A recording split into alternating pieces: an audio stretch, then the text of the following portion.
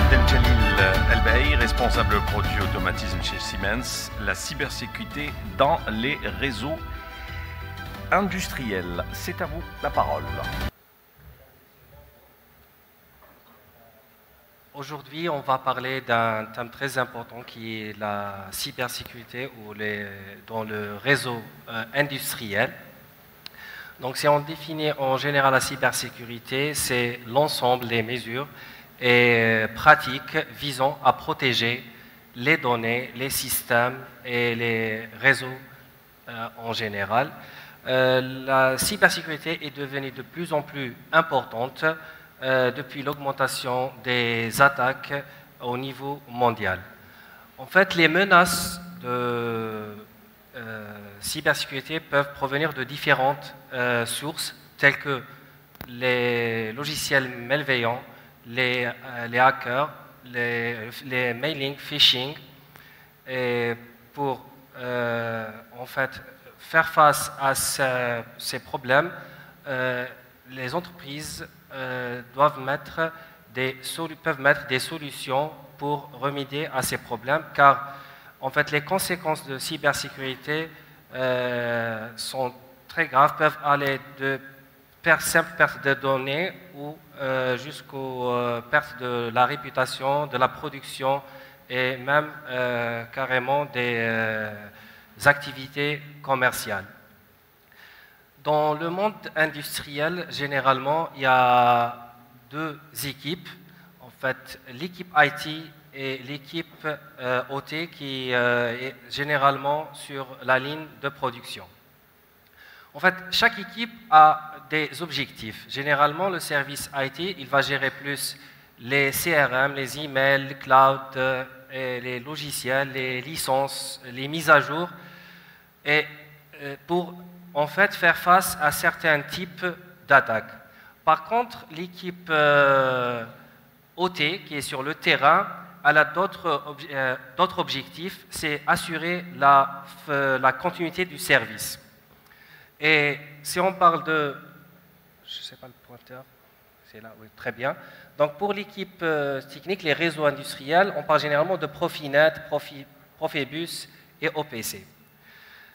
Sur ce slide, on parle de cohabitation, parce qu'en fait, les deux équipes doivent travailler dans le même sens, de protéger les données de l'entreprise et contre les attaques et assurer la continuité de service. D'où cette norme qui est le IEC 62443 qui vient donner une solution pour avoir une cohabitation entre les deux services dans le monde industriel. Donc ici on voit clairement les différentes, en fait, là sur ce côté-là, l'objectif ou bien les tâches qui doit assurer le service IT en termes de confidentialité. Et de ce côté-là, c'est que le service technique ou sur le terrain doit assurer en continuité de service. On voit qu'il y a 6 axes sur lesquels sont basées les différentes tâches, par exemple la disponibilité, type d'installation, la topologie du réseau, la localisation de l'utilisateur, la densité des données et vers la fin, c'est le cycle de vie de l'investissement. C'est pour ça qu'on voit aussi la norme ISO 27000 pour le côté IT.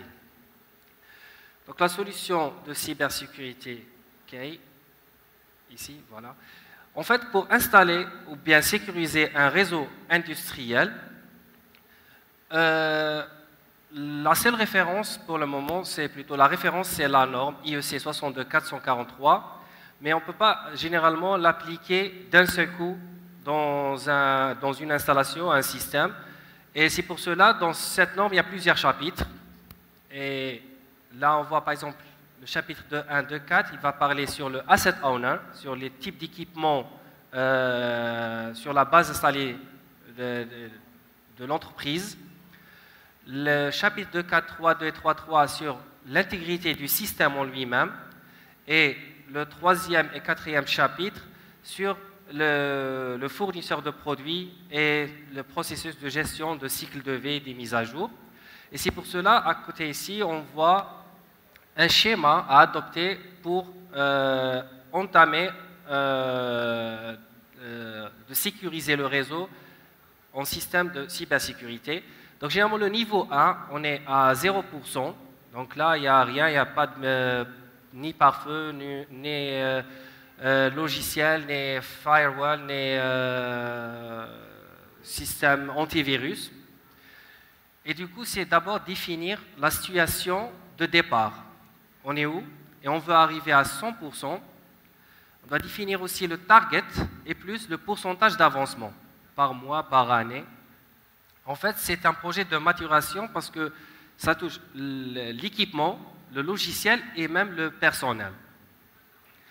Donc on voit ici le premier niveau, c'est causalité et confidentialité contre les violences. La deuxième, c'est une simple violation ou attaque internationale. Le troisième niveau, c'est être capable de faire face à des attaques sophistiquées de professionnels.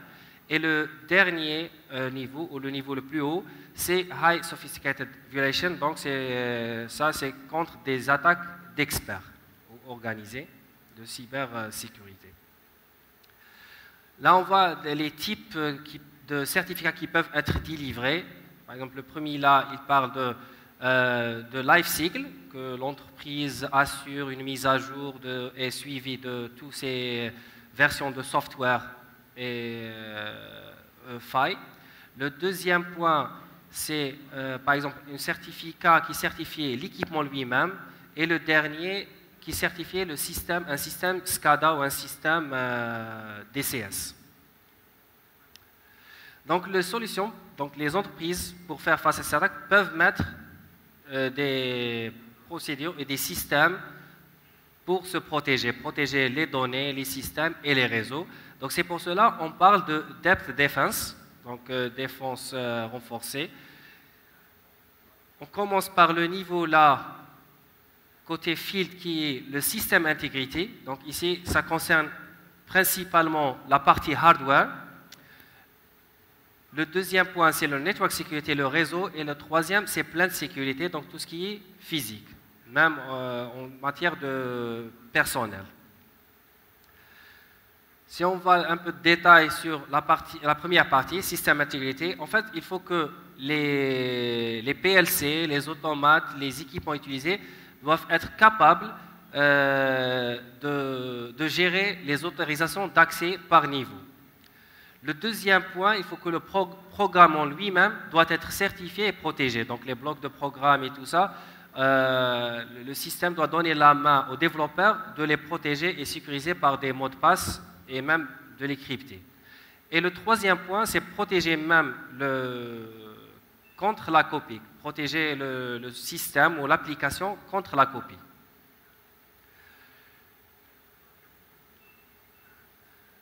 Le troisième aussi, plutôt le quatrième point, c'est sécuriser la communication entre les deux équipements hardware. Par exemple, un PC industriel qui héberge l'application de gestion et l'automate. Et le troisième, c'est à un niveau plus supérieur, c'est carrément avec un DCS en utilisant un OPC UA. C'est un protocole avec des tierces fabricants ou des équipements provenant de différentes marques. Le deuxième niveau, c'est le network security. Donc, dans le network security, on voit qu'il y a deux usages. Donc, par exemple, le network security case. Donc, on parle de protection de cellules, remote access et software solution. Je sais pas, très bien. Là, c'est un scénario, un exemple pour montrer comment il se présente un système ou un réseau industriel. Généralement, on a les cellules au niveau field, au niveau de ligne de production.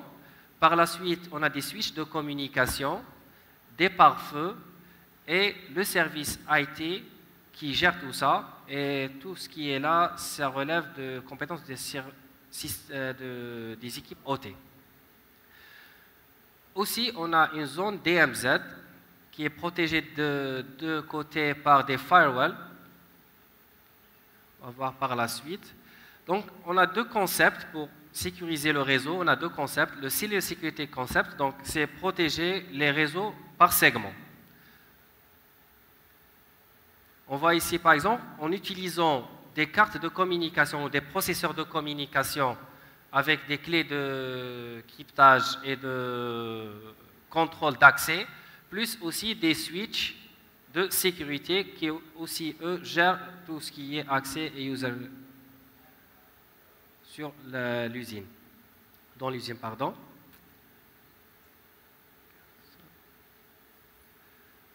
Donc on voit ici, par exemple, les switches, les cartes CP, par exemple. Cette pratique, en fait, cette approche permet de limiter les attaques, même si une partie est touchée, donc elle sera isolée séparément via ce processeur de communication. Et l'attaque, elle ne peut pas propager vers les autres unités ou les autres réseaux. Aussi, en utilisant des VLAN, on peut sécuriser une partie aussi, carrément, un sous-réseau. On voit ici les switches sécurisés avec des protocoles de VLAN. Cette approche est très pratique pour les gens du terrain, tout ce qui est OT, les ingénieurs, parce qu'ils sont plus libres et plus indépendants du service IT, parce que la gestion de la sécurité se passe au niveau du field. La deuxième approche, c'est plus le Central File Concept, donc c'est centraliser la gestion du réseau. Cette solution, en fait, généralement, elle arrange plus le service IT. Là où il va contrôler tout le réseau industriel OT-IT via des serveurs centralisés en passant par des firewalls et des communications redondantes. Donc on voit ici de ce côté-là les avantages de cette solution. En fait, les avantages sont qu'une maîtrise parfaite de la confidentialité. Par contre, c'est un peu lourd si on souhaite ajouter des modules ou extendre le réseau. Donc, on doit faire tout un travail au niveau des firewalls et au niveau des serveurs de gestion. Donc, un exemple of bridging entre le système IT-OT, donc pour avoir une cohabitation entre les deux, donc dans l'industrie, on a souvent les deux systèmes. Donc, le système de cellules, donc segmentation, et le deuxième système centralisé. Et entre les deux, il y a la zone DMZ.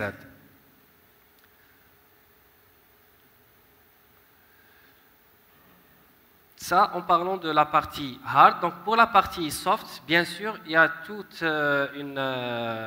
un portfolio de solutions software pour assurer la continuité du service et la confidentialité, plus une cohabitation entre le service IT et OT. Parce que généralement, le service IT, quand il détecte une menace, il va généralement carrément bloquer le port ou isoler le réseau. Ce qui n'est pas très avantageux pour quelqu'un du terrain qui a devant lui une machine et qui doit assurer une continuité de service, que la machine ne doit pas s'arrêter. Et pour résoudre ce problème, donc on a un système de segmentation via DMZ. Donc en fait, on a le IT qui est là, le OT aussi au niveau de DMZ qui est géré en collaboration avec IT, mais le IT va s'arrêter au niveau des firewalls à ce niveau-là. Par contre, tout ce qui est configuration des switches et des cartes CP de communication et des PLC, ça relève des tâches des ingénieurs au niveau du field, du terrain. Le deuxième système, c'est assurer ou installer des firewalls de sécurité qui peuvent eux-mêmes donc permettre de faire des communications VPN et aussi de faire la segmentation.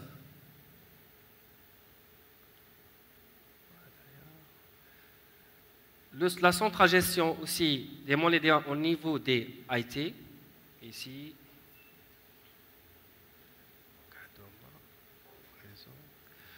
On a aussi un autre système qui doit être installé, c'est le User Management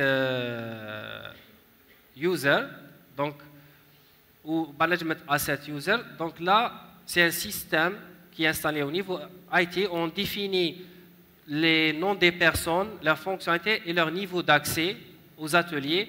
Et avec des badges ou des cartes RFID, donc on a un contrôle physique et un contrôle software logiciel au niveau des switches et des ateliers.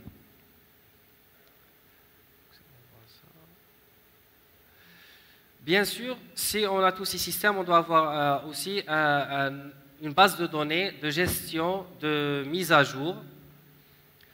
Pour ceci, il y a des systèmes aussi, par exemple le Industrial Vulnerability Management, ça c'est qui gère. Par exemple, si une attaque survient, par exemple, en Asie, on peut déjà avertir les autres utilisateurs qui se trouvent en Europe ou en Afrique ou aux États-Unis pour faire la mise à jour. Parfois, elle se fait automatiquement,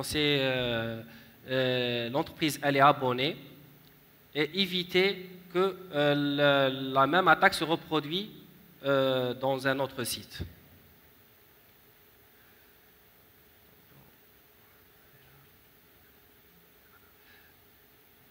Aussi, il y a des systèmes intelligents qui utilisent de l'IA pour contrôler le trafic dans les réseaux et les protocoles et détecter la circulation anormale des données.